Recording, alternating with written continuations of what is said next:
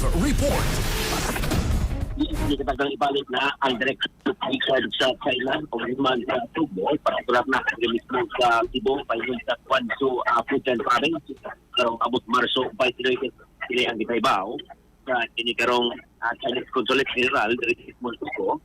Ato siya pagbisita ng ato kang Governor Pamela Pambray 4, yung duman nga sa binabayang nga buwan, ang kining Chinese Ambassador to the Philippines, na si Big Juan, may bisita usab kang Governor Pamela Pambray 4 kung di pasaling na doon ay direct flight ikan sa Fujian Province sa China. Ang kining kitakdang mo balik magbiyahe diri mismo sa Tubo.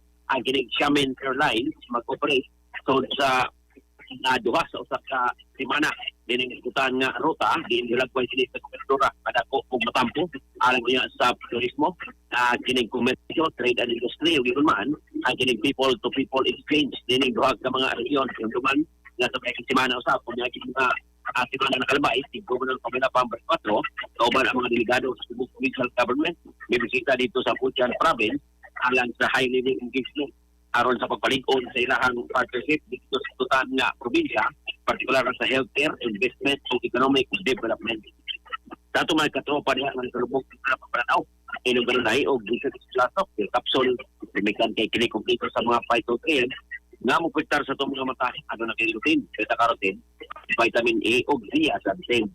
Alang sa Pilipino para sa Pilipinas, ito pa, sige, pero extra XFM Report.